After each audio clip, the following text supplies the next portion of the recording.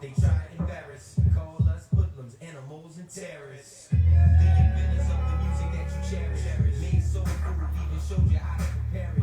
Creator of the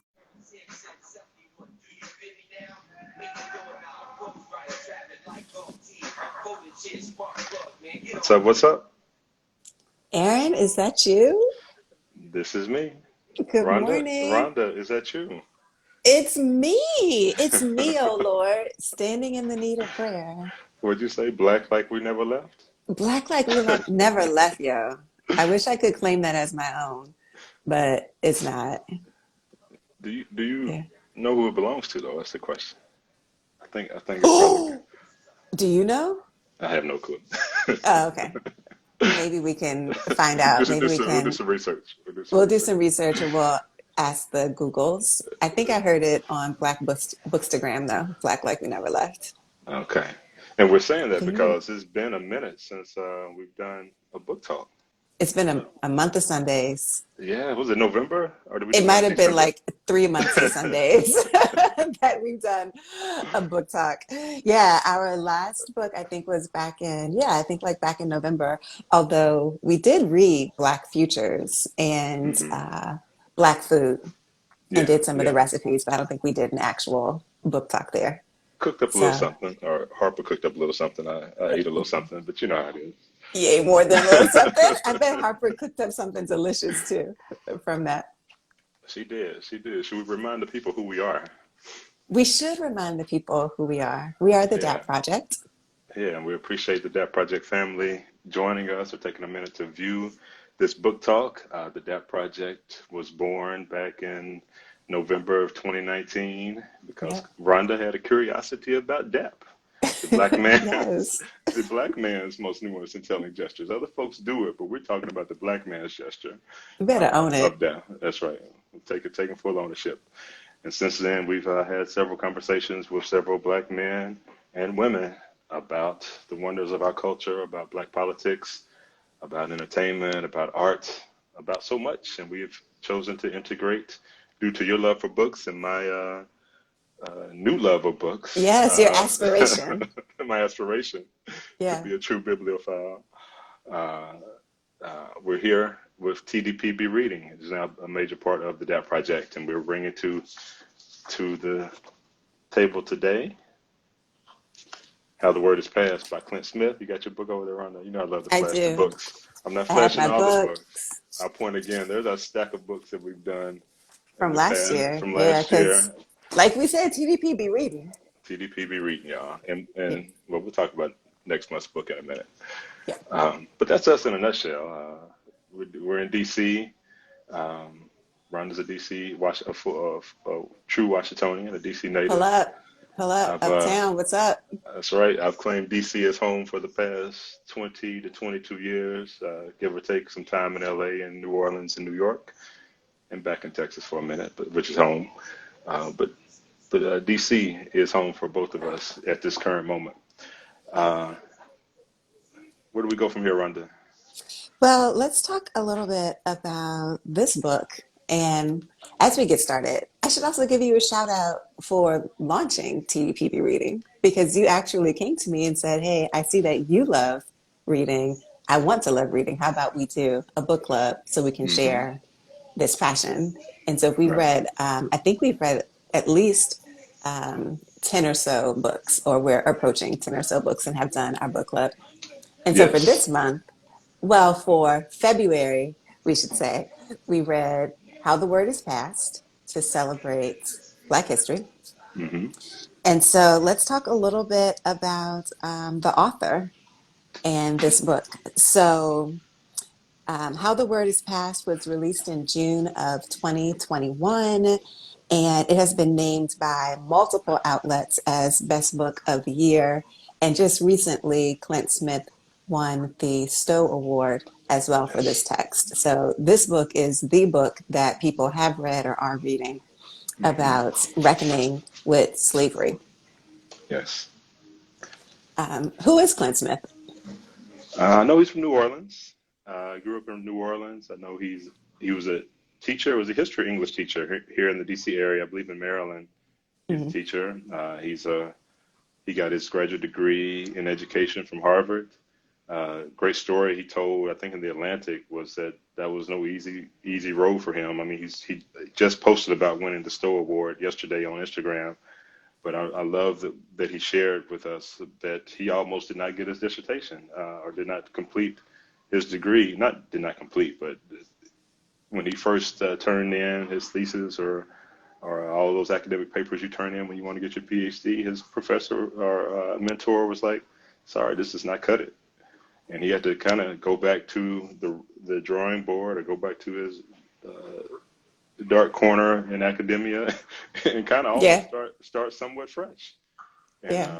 And because of that second start that he did, we ended up with a great book like this and other great articles that he's put in the Atlantic magazine, as well as other great literature that we're getting from Clint. So I'm a big fan of Clint as an author. He's married, he has children, so he's a solid dude that I'm glad we get to talk about his work today. Super excited about that. Now, Ibram X. Kendi said that we need this book. That was part of the blurb Hmm. that that's included on the cover is we need this book. And to give the title is How the Word is Passed, a reckoning with the history of slavery across America. There have Hmm. been a number of books written about slavery, about the institution of slavery, but why this book in particular? Why do you think that we needed this reckoning of slavery in America? I don't know, for some reason, the Aiken word, the West African word Sankofa, comes to mind. Mm, I use that as my email address. I picked up on. I just love the word. I love what it means. In a nutshell, it means as you progress or move forward in the present into your future, always look back and respect and appreciate and know about your past. And I believe this book does that incredibly well. We're here in 2022 or 21 or 2019, whenever he was writing the book. And when we sit in our classrooms in K through 12 and even in college, we rarely get what we as Black people, what our past was really about. And Clint took time to go to several locations around the country and one place internationally to share the word and pass the word about us as a people and the struggle that we've gone through, and that is immensely important because as we stand on in order to stand on a foundation, you really have to have a good sense of where you and yours came from, and he does a great job of giving a piece of that, mm, I think that's why maybe a bit of what Ibram was meaning when he said we need this book because we need to have those Sankofa moments mhm. to reflect on our past. Well, what would you think he meant by that quote? We need this book. When he says that, I think we need to understand the truth about the symbolism that surrounds us, the iconography of the Confederacy that decorates our streets, that leads our discussion and debates that we may not even that we have not been fully aware of. Example, Jefferson Davis Highway in Northern Virginia, people may not realize that who Jefferson Davis was and what he actually stood for. Or other images of Robert E. Lee, for example, the statue of Robert E. Lee that's in Richmond and what he stood for as a general in for the Confederates. But we walk past these statues, we say the names of these streets, we have the names of our public schools that actually honor people who stood for segregation, Right. oppression, racism, violent hatred of Black people. And so we need this book so that we can really understand the world in which we're living and the message that we're passing on about slavery and the real history of slavery. So as he visited these different sites, he really uncovered the hidden truth Right. about what these sites meant and who these people were. I think like one example is when he goes to visit Monticello and listens to the talk about Thomas Jefferson and talks to two white women there who had no idea that Thomas Jefferson was such a large slaveholder. And they said, Hmm. it really took the shine off the guy. So I Right. think we need this book so that we can understand what really happened and how that truth is actually influencing the present that we live in. Yeah, absolutely, absolutely. Every time we, or now it's mostly electronic transactions, but every time you pull a dollar out of your wallet, there's a history behind that person sitting on that one, $10, $25 bill, $2 bill Right. that you pull out of your wallet, and that speaks to the beauty of wanting to put a Harriet Tubman on a piece of currency, a piece of American currency, and how that symbolism really means something. And it's passively has passive meaning, right? But if all your life you see those images, it settles into you in a way that creates all the bias and creates all the race and racism issues that we joust with all the Mhm. time in current day.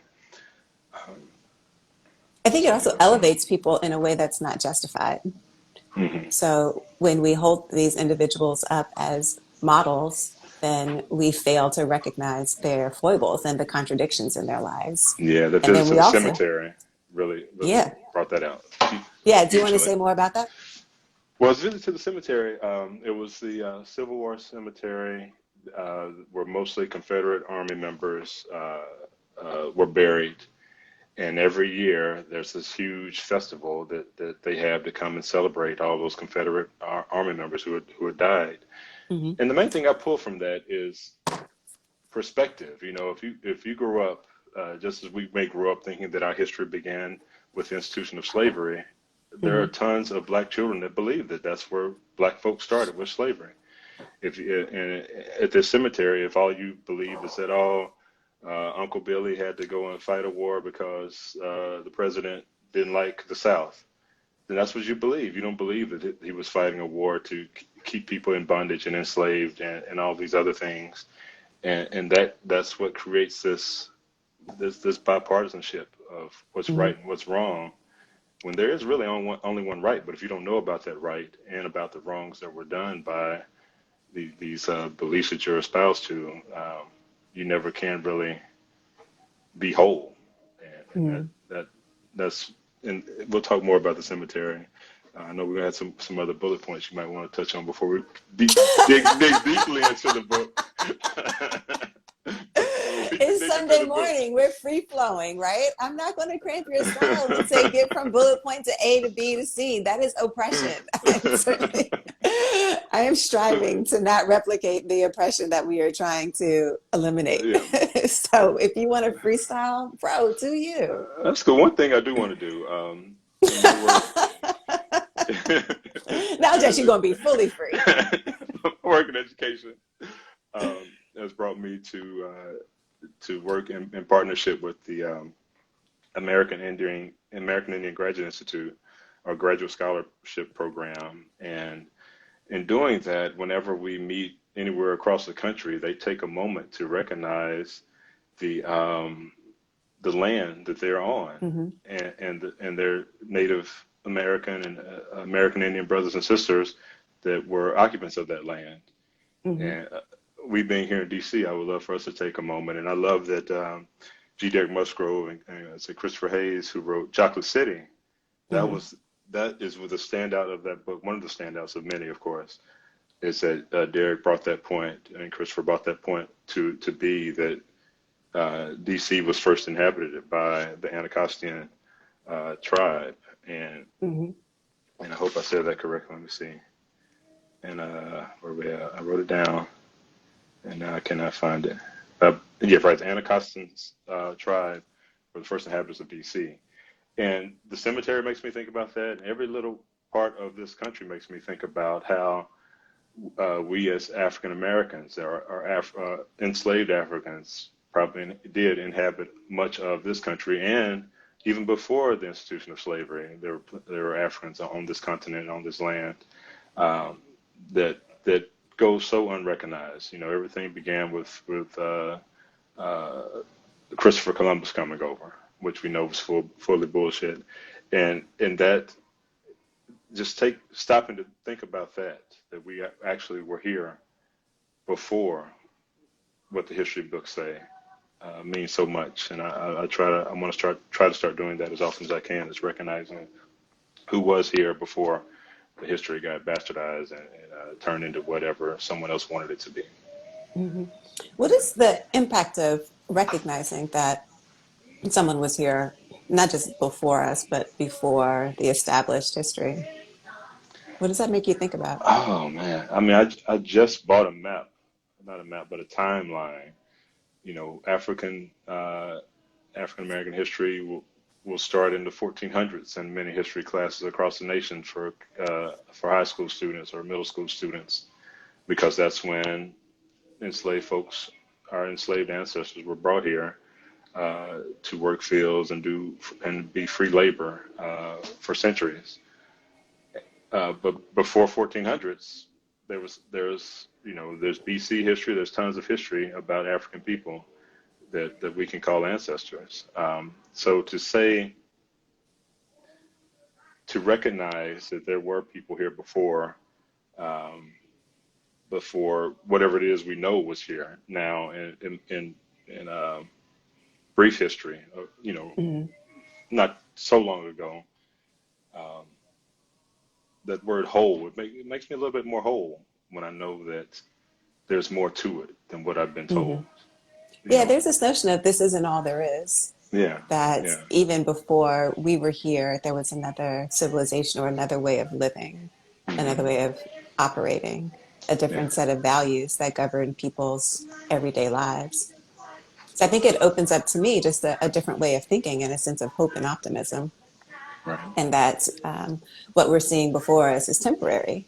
And it yeah, wasn't always like this, and it won't always be like this. And there's a different set of cultural norms that we can seek to understand and actually honor and yeah, live by recognizing the indigenous people who were here before us.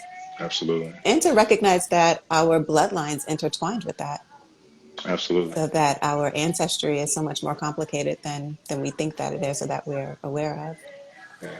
Um, So Clint Smith visits 8 sites around the world uh, mhm, to trouble the stories that they tell about slavery. Is there a site that challenged you more than others in reading the book? mhm. Well, the one that really disrupted a perception that I had was his visit to New York City. Hmm. I went to college in New York and studied the history of New York. But the way that he presented how New York was so entrenched in the economics of the slave trade was surprising to me. I didn't realize that it had such a large population of enslaved people. I didn't realize that their scope, that there was an actual auction site of Black people on Wall Street between Pearl and Water. So Wall Street now, of course, is known as the financial center of the world, thinking about just trading stocks and bonds. But the origin of that is that it was trading people, and that there was an actual wall that separated the Dutch from indigenous people from invading. But the other part of that is that its financial core involved the trading of bodies, the buying and selling of Black people. So that was not surprising, but it just, to his point about reckoning, it provided a truth that I hadn't been fully aware of. And then he talked also about Seneca Village and the real estate that Black people held for decades, and the way that that real estate was taken from them so that the You couldn't vote. wealthy, white wealthy, yeah, could also have Central Park, because they decided that they wanted to have a beautiful park in the city. And Hmm. so the encampment, I mean, the homes were bulldozed, the communities were destroyed, and now we have Central Park. So as we Yeah, walk through or run through Central Park, I'll have a much different perspective about the community that actually lived there. yeah. So yeah, New York City was one that really reframed my understanding. Yeah. When I read that, it makes me think of Reno Park, just a half a mile or so from me. That there was Hmm. a large population of Black people living around that park, and they were. This was again in Chocolate City. Were pretty Hmm. much was pushed out of that area so that and made it green space for the most part. And I was just walking through another park when they were talking about the segregation. I didn't stop to read it. This was in Chevy Chase, which is a designated, back in the historically designated white area of the DC area Hmm. uh, that spoke about the segregation. I need to go back and read that. I was glad they had the marker there for folks to see, which would be majority white folks to read. Hmm. But yeah, that made me think of it. That brought me back to Chocolate City. But the Mm-hmm. places that he did visit, I'm going to call them out. Hopefully, you can remember the city and state Mm-hmm. or country that they're in. But Mm-hmm. first, he did go to the Monticello Plantation, Mm-hmm. which is in Virginia. Yep. He went to the Whitney Plantation, which was that I want to say Louisiana? that's in Louisiana. Yeah. Yep. He went to the Angola prison, which is, Also in Louisiana, right? I believe you're right. That's, okay. The Blandford Cemetery, I don't remember where that one was. yeah. Galveston Island, where Juneteenth was recently um, celebrated, but Celebrated. that is where the Oh, Juneteenth in that's New York, Texas. yeah, New York City, and then Goree Island, which is in Western Africa, In Senegal. Senegal. Yes. Yeah. Angola, his visit to Angola disrupted also a lot of my understanding about prison and contributed, as you know, I'm on this journey to understand abolition and abolitionist practices. And hearing about the origin of Angola was also really, I don't even know how to describe it, to have that understanding that there is the largest state prison on a former plantation. And Hmm. perhaps the lack of reckoning or the lack of understanding about that land publicly allows that prison to exist as it does.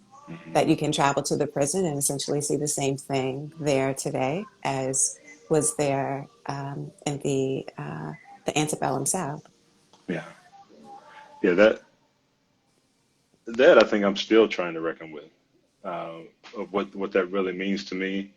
Um, we know when Ava DuVernay did 13th, it made us think about how slavery is so connected to the penal system, so similar to the penal system and to our justice system, and how we are putting black people in jail at a much higher rate than any other race, and creating laws that we know that will lead black people to being put in jail because of the circumstances that are before them or before us. And when the penal system is so similar to slavery, and we know that back when slavery ended, that the police system was built around. Uh, Help me out with the wording here, but it was police system was Yeah, built around pretty much yeah, keeping black people enslaved and yeah. The capturing. police system emerges out of the slave catchers or practice of slave catchers. Yeah, yeah, Yeah, during slavery. yeah. Um, One thing that struck me in particular about Angola, well, a couple things in particular, is that Clint's writing and the places that he visited within the prison, solitary confinement, the areas where um, people who are incarcerated are taken as punishment, the places of isolation, that really what they're experiencing is a form of torture. He describes the size of the cells, the heat, the temperature that the cells the air inside the cells can rise to in the summer, the legal challenges that advocates made against those conditions. And in one in particular, he describes how the temperature, soars above 100 degrees, and it took like 2 or 3 months for the courts to litigate that a human being being subjected to those temperatures was actually inhumane and violated their civil rights. So, yeah, can you imagine being that physical body in those cells, sustaining that temperature for the time that they did, while white men argued for you to actually be in that situation? Like you're sitting there baking while the courts are literally. debating whether you should be sitting there baking, and this goes on for 2 or 3 months. Yeah. So the inhumanity of it all is what really struck me about Angola. He also highlighted the gift shop there. Hmm. And, one item in particular that's come up a lot is the mug that has an image of Angola and it says a gated community. So you have people buying souvenirs Right. to remember their visit to a place that's literally torturing bodies, black bodies, still. Right. It's so easy for people to dehumanize black people, and to go and buy that mug and not to connect and to make that be a cutesy phrase, a gated community, when this is a place where people are being dehumanized. And to what end? I mean, I think about our talk that we had with Vincent Sutherland. Like, what is the purpose of prison? What are you rehabilitating? What is baking someone in a cage doing to rehabilitate them or to make them? What is the purpose? Right. How does that make them more acceptable to return Yeah, to society? And should right, they have been removed from society in the first place? right. And how is that not a direct reflection on the inhumanity of Americans who have Mhm. decided that this is okay to do? Yeah. It's So when we go back to that first quote by Ibram X. Kendi, when he says we need this book, I mhm, think that this conversation is evidence of why we need this book. And this conversation that we're having is just one of many that are taking place about Angola. Since Clint had this experience there and he's elevating these questions, people right. are taking a close look. I think the wardens of the state are asking themselves or saying, oh, we're going to actually revisit this gift shop. And Hmm. so I can imagine in a couple months' time, if you visit, like, first, is there even going to be a gift shop in a prison? Let's think about that.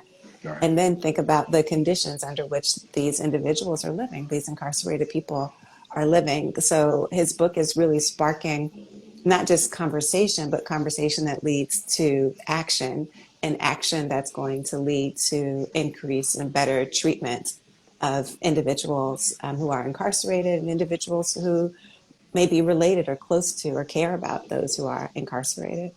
Yeah.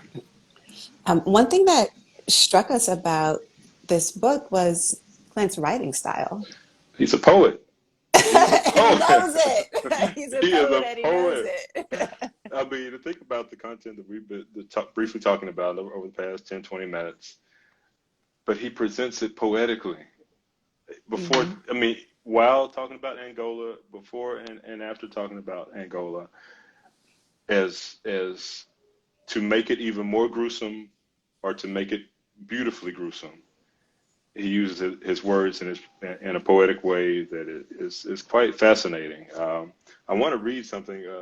One of our new TDP listeners or followers, he wrote.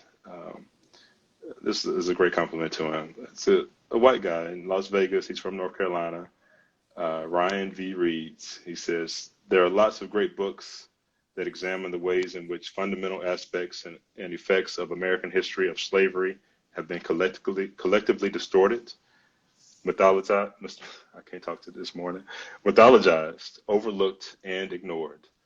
Whether it be through our education system, our monuments and landmarks, our policy decisions, or simply the stories we pass down to our kids. Clint Smith, however, addresses this issue in a manner unlike any I've seen before, and it makes for an incredible reading experience. And he gives some pros and cons. He said the pros, Smith's skills as a poet shines through every passage of this book as he recounts his visits to 8 locations essential to the legacy of chattel slavery in America. Not only does he deliver extensive research and documentation regarding the violent and oppressive histories of these places, but the descriptions of the visits themselves, abundant with rich detail about each respective setting, succeed in taking the reader there too. Um, it's in equal parts informative and artistic, and it works exceptionally well. And his critique is, I wouldn't change a single word that Smith wrote. As one may Mhm. anticipate, though, this book broaches some truly distressing stories and imagery, much of which is difficult to get through. It's helpful to be aware of that while reading. Uh, but I thought that was a great summary, and I love the perspective we as black folks talking about the book. It was great to hear this white guy in Las Vegas from North Carolina kind of be on the same page as we are, short of Mhm. the difficult to get through because historically we're used to having to get through these types of texts and Yeah. imageries and things that unfortunately used to having to read Yeah. about and hear about these types of texts and literature. I would say it's also difficult to get through because the text is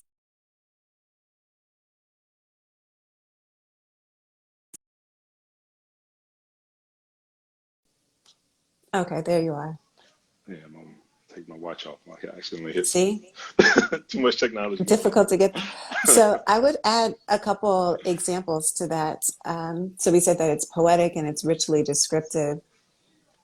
Clint talks about the physical experience of being there, Hmm. where he says in particular, there's a phrase that I like. He talks about how the interaction of himself and nature frequently. He says, a blade of light cut through the open door frame of what may have been Hemings's living quarters. This is from the section on Monticello, where he describes Sally Hemings' living room and then goes on to describe the relationship between Sally Hemings and Thomas Jefferson, correcting the record that Thomas Jefferson did not have non consensual sex with the women whom he enslaved. And so when he says that a blade of light cut through the open door frame, it creates that visual for the reader of what it's like to be in that space and how he was experiencing that space. Another phrase from his visit to Goree Island in Senegal, downtown Dakar was bustling and vibrant, sauntering bodies jostled at the edges of dusty street corners, while cars swept between one another, coiling the road in a garland of exhaust. I mean, I know, right? Yeah.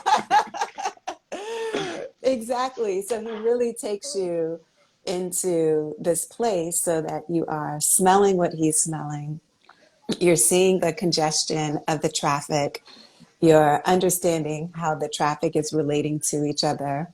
And so Hmm. it's a very, you know, I wouldn't say peaceful, but it's a very vibrant way to bring us into a place. And then as he gently brings us into that place, he then will describe the history of it, which to your point early, is beautifully gruesome Right. and beautiful just in the sense that he uses a very elegant phrasing to describe inhumane experiences or devastating experiences. So he really takes your heart and he holds it carefully, but your heart is still being broken at the Yeah. same time. But Yeah. he's such a great guide through Right. this treacherous territory.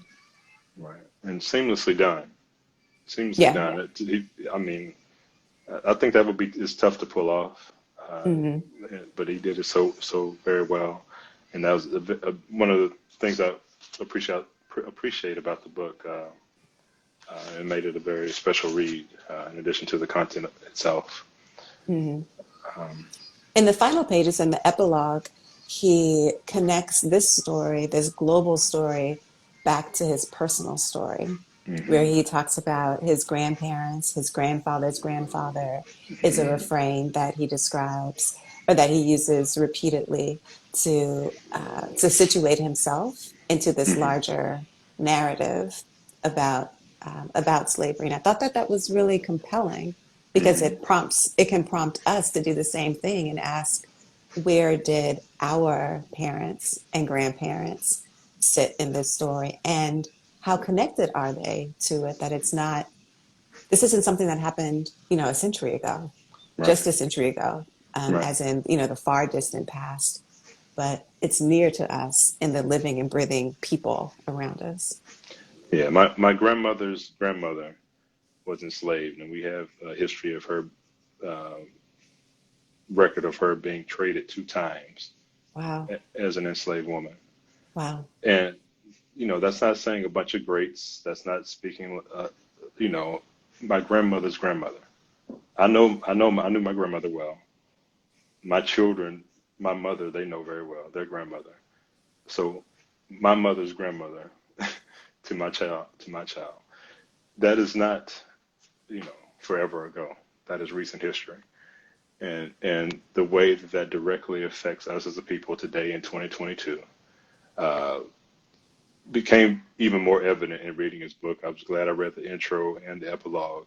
I normally shortcut, not normally, but I can find myself shortcutting And say, oh, I don't intros. have to read those pages. Like that's Right, the extra stuff. That's the extra right, credit reading that I don't have right. to do. But I was glad my father, who lives in Alabama now, on the land that he grew up on, and he's born in 1945, and his dad was probably born at early 1900s, late 18. I forget the exact date. So he passed young. I never knew my granddad on his side. but he's began to collect history of his family, and that's how I know about my grandmother's grandmother. And I try to take as many moments as I can to sit with him and talk. And that's what the epilogue made me think about. We have to sit with our elders, with our grandparents and our parents and our great aunties and great uncles and the barber that we go to, or the old barber that's in the chair next to the young barber that you go to. Hmm. We have to talk to these people and learn more about how we're so connected to this story Right. And that Clint is telling.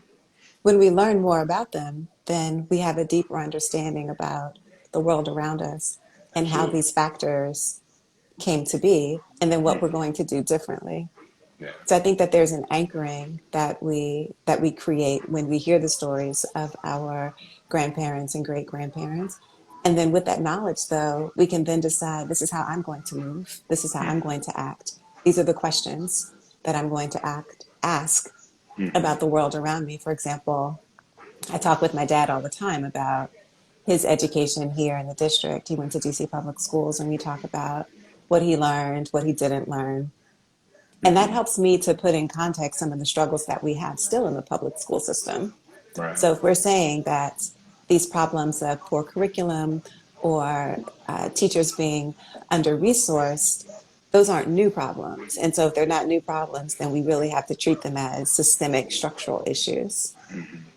So talking with our older parents and our grandparents and our great grandparents can help us to understand, why is this still like this? What are the lies that we're telling ourselves and each other?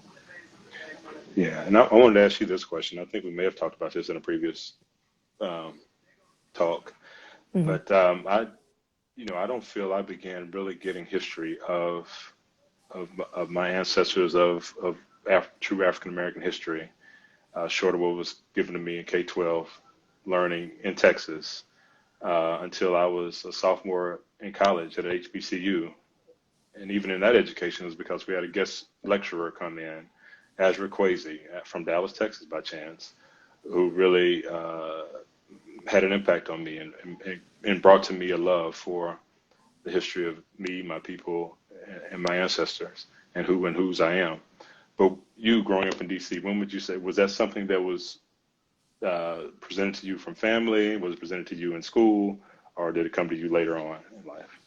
It definitely was presented to me through family members. Shout out to my great uncle Gaston Neal, who Hmm. was, a radical poet, historian, co-founder of the New School for Afro-American Thought here in DC. So we got that, and through my friends' parents as well.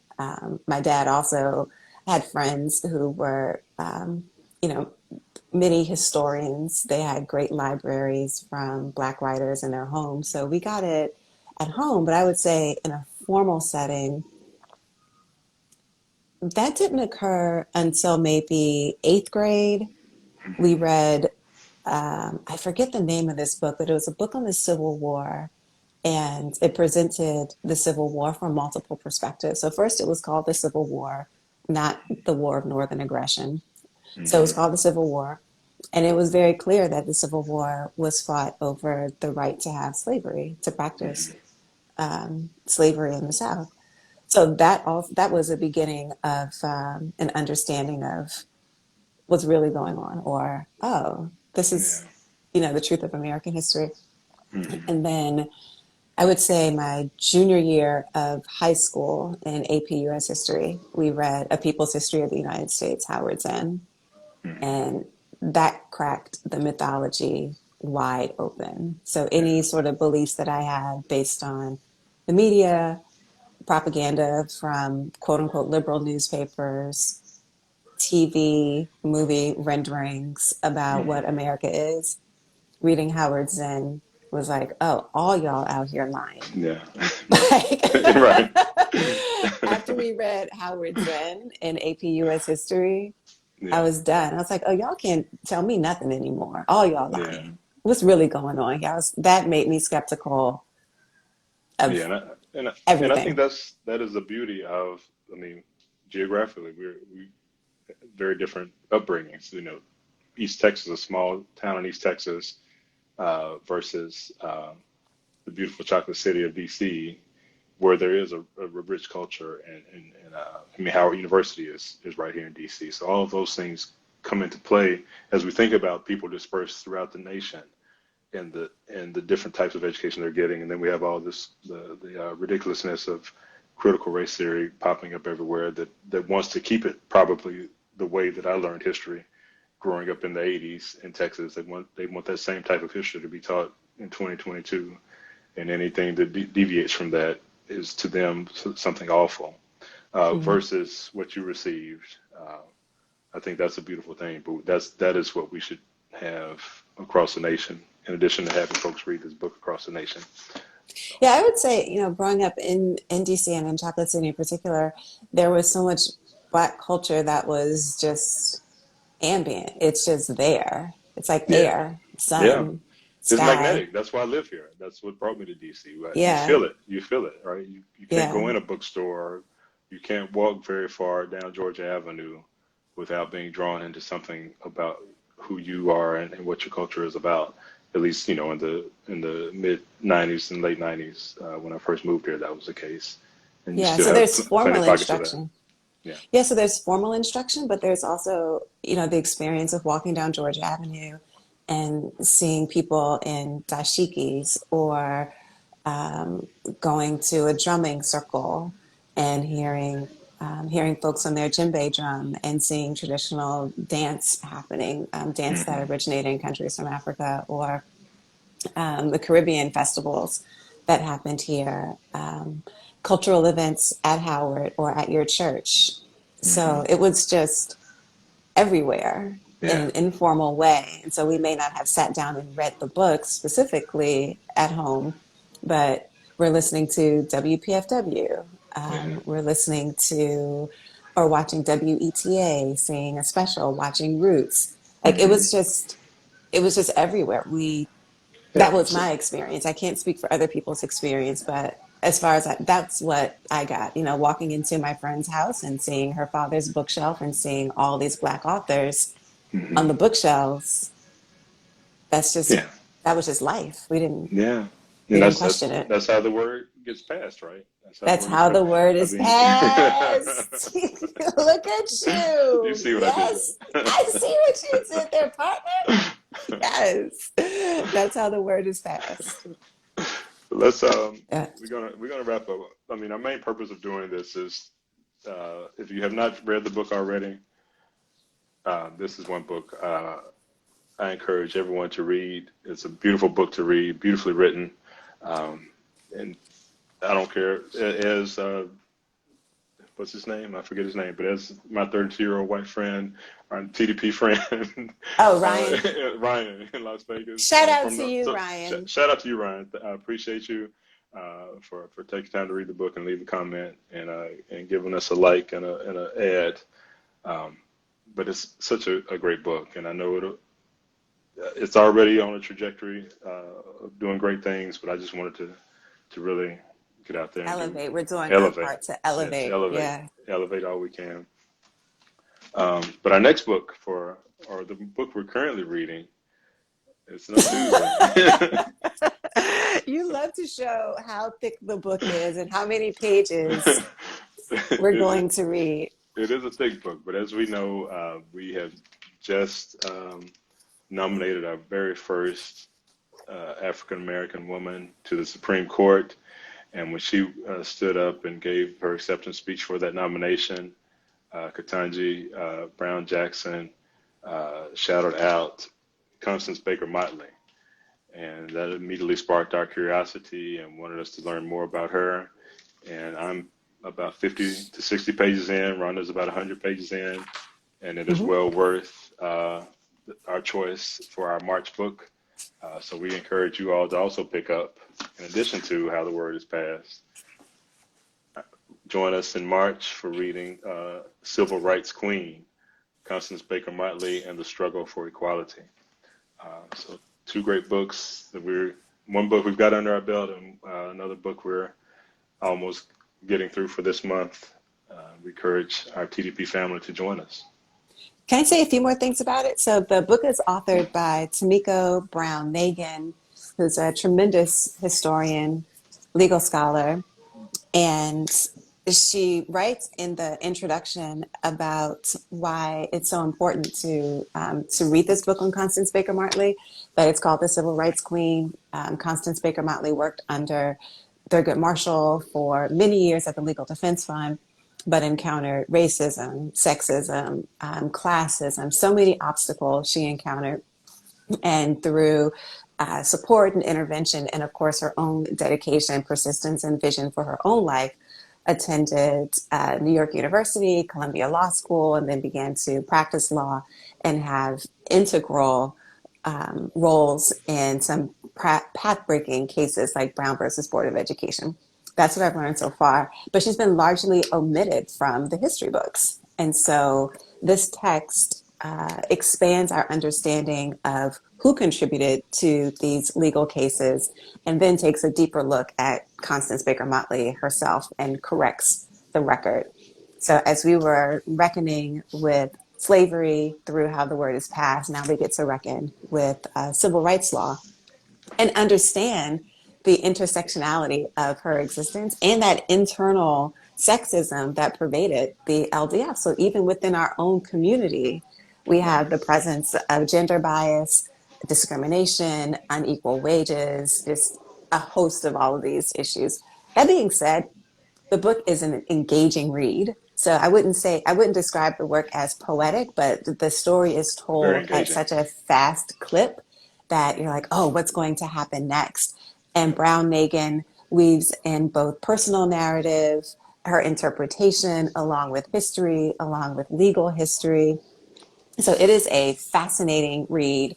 And while it is 367 pages, if you read 10 pages a day, or if you had started reading 10 pages a day starting at the beginning of March, then you'll get through this book in no time. But it's very easy to get through 15, 20 pages, look up and be Yeah. like, wow. Yeah. You don't want So to put it, it's one of those books you don't want to put down. I'm like, you how much? absolutely don't want No. to put it down.